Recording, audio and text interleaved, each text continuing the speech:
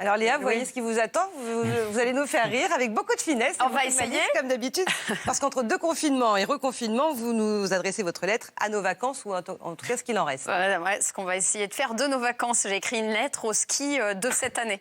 Alors, cher ski 2020, et quand je dis 2020, je ne parle pas de l'altitude, mais du ski de Jean Castex, c'est-à-dire un ski où l'on a le droit de skier, mais sans remontée mécanique. Il est drôle, notre Premier ministre.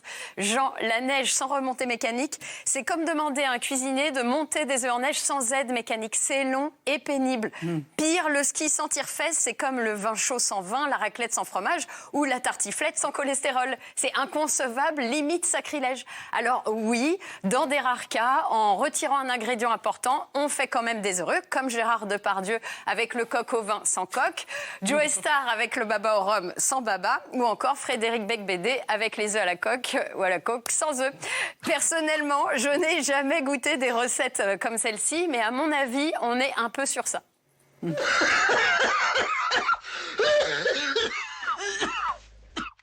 Ça débouche la chiotte, ça.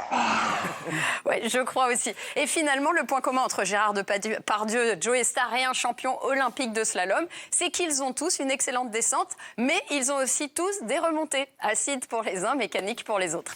Enfin, maintenant qu'on a un petit peu l'habitude du mode d'emploi de ce gouvernement, on sait très bien ce qui va se passer. Ils vont nous dire, au ski, pas besoin de mettre un masque. Ok, parce que vous ne savez pas les enfiler et que ça ne protège pas. Puis 2 semaines plus tard, ils vont nous dire il est obligatoire de porter son masque, voilà, partout dans la station. Bah, ok, d'accord. Sauf en terrasse. Ah, pardon.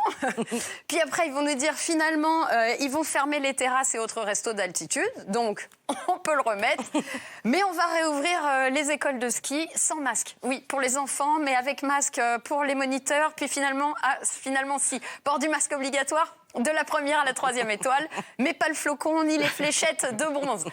Puis finalement, si, voilà. Le tout en nous assurant tout du long qu'ils savent exactement ce qu'ils font et qu'il n'y a aucune hésitation et que tout est parfaitement professionnel et qu'à aucun moment, bien sûr, ils se sont trompés. Non, jamais.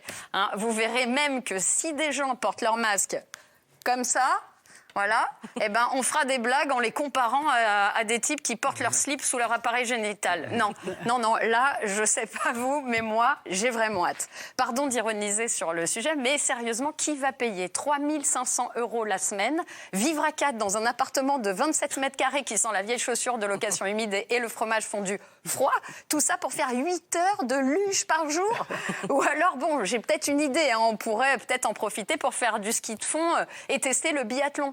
C'est-à-dire au tir couché, on remplace les cibles par les photos de Jean Castex et au tir debout par Macron. Voilà, moi je dis ça, je dis rien, mais ça peut peut-être en motiver quelques-uns.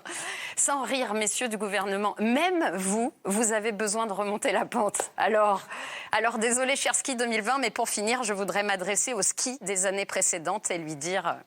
Quand te reverrai-je, pays merveilleux, où ceux qui s'aiment vivent à deux. Quand te reverrai-je... Anne-Catherine, ça vous tenterait, vous, le ski sans remontée mécanique?